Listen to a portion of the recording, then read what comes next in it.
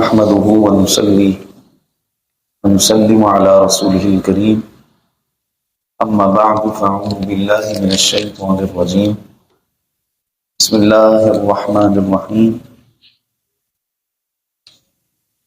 ولئن أتيت الذين أوتوا الكتاب بكل آية ما تبعوا قبلتك وما أنت بتابع قبلتهم وما بعضهم بتابع قبلة بعض وَلَئِنِ اتَّبَعْتَ أَهْوَاءَهُمْ مِنْ بَعْدِ مَا جَاءَكَ مِنَ الْعِلْمِ إِنَّكَ إِذًا لَمِنَ الظَّالِمِينَ۔ صدق اللہ العظیم۔ محبت کے ساتھ بارگاہ مصطفیٰ صلی اللہ تعالیٰ علیہ وآلہ وسلم میں بآواز بلند درود و سلام کا نذرانہ پیش کر لیجیے۔ اللہم صل علی سیدنا ومولانا محمد معدن الجود والکرم وعلی آلہ وصحبہ وبارک وسلم صلاۃ وسلاما علیک یا سیدی یا رسول اللہ وعلی آلہ وصحبہ یا حبیب اللہ۔ سورہ بقرہ کی آیت نمبر 145 آپ کے سامنے میں نے تلاوت کی ہے۔ اس میں بھی اس تحویل قبلہ ہی کے متعلق اللہ تعالیٰ نے کلام ارشاد فرمایا ہے۔ اللہ تعالیٰ نے ارشاد فرمایا وَلَئِنْ أَتَيْتَ الَّذِينَ أُوتُوا الْكِتَابَ بِكُلِّ آيَةٍ مَا تَبِعُوا قِبْلَتَكَ۔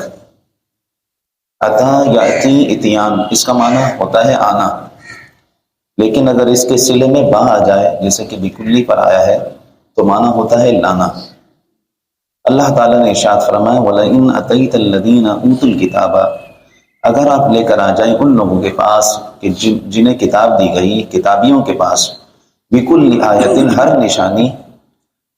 نشانی لے کر آ جائیں، مَا تَبِعُوا قِبْلَتَكَ، تب بھی وہ آپ کے قبلے کی اتباع نہیں کریں گے۔ وَمَا أَنْتَ بِتَابِعٍ قِبْلَتَهُمْ، اور نہ آپ ان کے قبلے کی اتباع کرو۔ وَمَا بَعْضُهُمْ بِتَابِعٍ قِبْلَةَ بَعْضٍ، اور وہ آپس میں بھی ایک دوسرے کے قبلے کی اتباع نہیں کرتے۔ وَلَئِنِ اتَّبَعْتَ أَهْوَاءَهُمْ مِنْ بَعْدِ مَا جَاءَكَ مِنَ الْعِلْمِ، اور اگر اے مخاطب کہ تو نے اتباع کر لی ان کی خواہشات کی بعد اس کے کہ تمہارے پاس علم آ گیا، إِنَّكَ إِذًا لَمِنَ الظَّالِمِينَ، تو بے شک تو ضرور حد سے بڑھنے والوں میں سے ہو جائے گا، زیادتی کرنے والوں میں سے ہو جائے گا۔ اس آیت کریمہ کی تفسیر میں مفسرین نے اس بات کو بیان کیا ہے کہ اصل میں یہود و نصارہ کا بغض و عناد اس حد تک بڑھ گیا تھا کہ وہ حق بات کو بھی جھٹلانے پر آ گئے تھے۔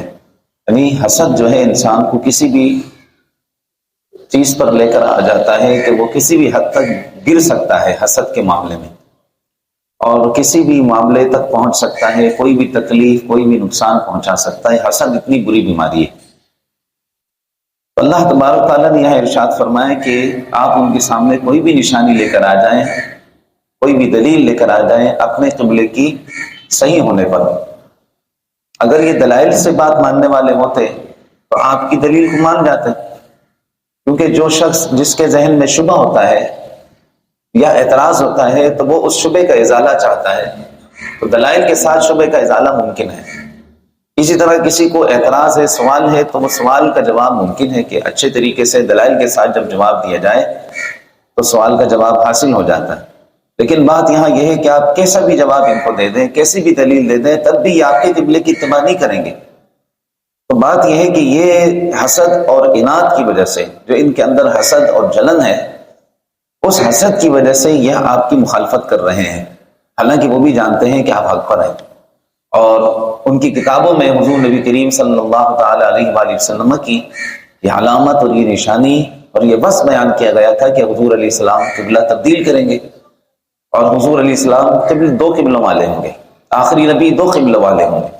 تو جب یہ طے شدہ تھا تو اس کے باوجود انہوں نے اتباع نہیں کی، تو فرمایا کہ وما انت بتابع قبلتهم، اور آپ بھی ان کے قبلے کی اتباع مت کریں۔ یہاں یہودیوں کے قبلے کی اتباع سے منع کیا گیا۔ یہودیوں کا قبلہ کیا تھا؟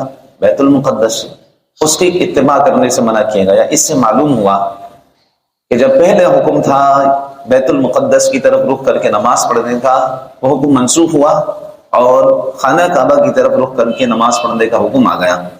یہ حکم ناسخ ہوا، پچھلا حکم منسوخ اور یہ حکم ناسخ ہو گیا۔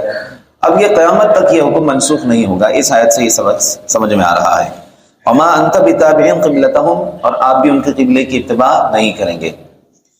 وما بعضهم بتابع قبلة بعض. یہاں ایک اور چیز اللہ تعالیٰ نے بیان فرمایا، ایک اور بات، وہ یہ ہے کہ فرمایا کہ یہ یہودی اور نصرانی آپ کی مخالفت میں ایک ہیں، اور لیکن یہ قبلہ ان کا بھی آپس میں ایک دوسرے کے قبلے کے ساتھ اتباع نہیں کرتے. اچھا، یہودی اور نصرانی دونوں بیت المقدس کی طرف، ان کا قبلہ بیت المقدس تھا، لیکن یہودیوں کا صخرہ تھا، صخرہ جو اس کا صخرہ مقام تھا، اس مقام کو بیت المقدس کے اس مقام کو اپنے لیے قبلہ بناتے، اور عیسائی جو ہے اس کے مشرق کو اپنے لیے، بیت المقدس کی مشرق کو اپنے لیے قبلہ بناتے. تو دونوں میں فرق آ گیا، مخالفت ہو گئی. تو اللہ تعالیٰ نے فرمایا باوجود اس کے کہ یہ آپ کی مخالفت میں ایک ہیں، لیکن آپس میں بھی ان کا قبلہ ایک نہیں ہے، یہ آپس میں بھی ایک دوسرے کے قبلے کی اتباع نہیں کرتے. ایک صخرہ کی طرف عبادت کرتا ہے تو دوسرا اس کی مشرق کی طرف عبادت کرتا ہے. فرمایا وما بعضهم بتابع قبلة بعض ولا ان اتبعت اهواءهم.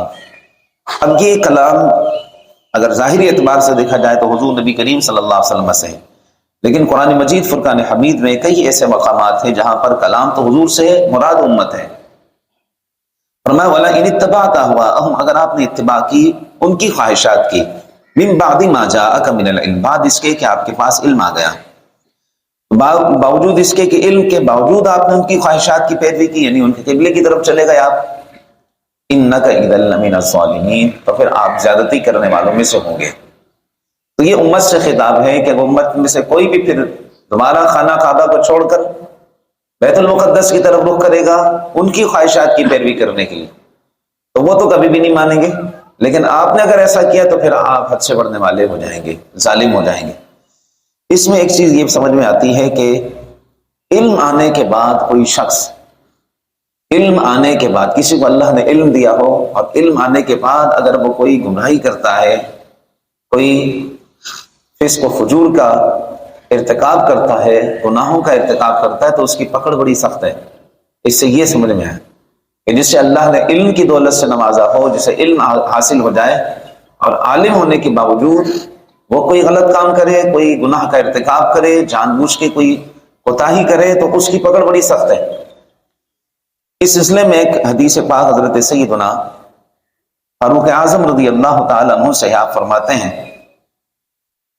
حضرت زیاد بن حدیر رضی اللہ تعالیٰ عنہ اس حدیث پاک کے راوی ہیں، فرماتے ہیں کہ حضرت عمر رضی اللہ تعالیٰ عنہ نے فرمایا کیا تم جانتے ہو کہ اسلام کو کیا چیز گراتی ہے؟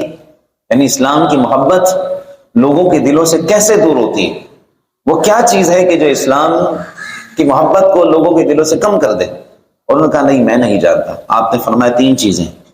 فرمایا پہلی، اسلام کو عالم کی لغزش گراتی ہے. عالم، اگر اللہ تعالی نے کسی کو عالم بنایا تو اس کو بڑا پھونک پھونک کر قدم رکھنا چاہیے، بڑی احتیاط سے اس کو چلنا چاہیے، کیونکہ عالم کے پیچھے قوم ہوتی ہے.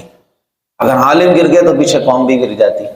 دوسرا، اگر عالم کوئی ایسی اونچ حرکتیں کرتا ہے جو کہ اچھی نہیں سمجھی جاتی، تو پھر لوگوں کی نظر میں جب عالم کی اہمیت نہیں ہوگی تو اسلام کی بھی اہمیت نہیں ہوگی. اس لیے آج اگر آپ معاشرے میں دیکھیں تو معاشرے میں اگر کوئی شخص اسلام کے خلاف بغض و عناد رکھتا ہے، حسد رکھتا ہے، اور اس کو اسلام کی ترقی ہضم نہیں ہوتی تو وہ علماء کے خلاف بولتا ہے. ہمارے ٹاک شوز میں دیکھ لیں، سوشل میڈیا پر دیکھ لیں، کتنی ایسی باتیں ہیں کہ اگر کوئی عالم کی پکڑ میں آ جائے تو بس پھر دیکھیے آپ دیکھ لیجئے کہ کس انداز میں پگڑیاں اچھالی جاتی ہیں، کیسے لوگوں کی عزتوں کو تار تار کیا جاتا ہے. حضرت فاروق اعظم رضی اللہ تعالیٰ فرماتے ہیں کہ اسلام کو عالم کی لغزش گراتی ہے. دوسرا، منافق کا قرآن میں جھگڑنا.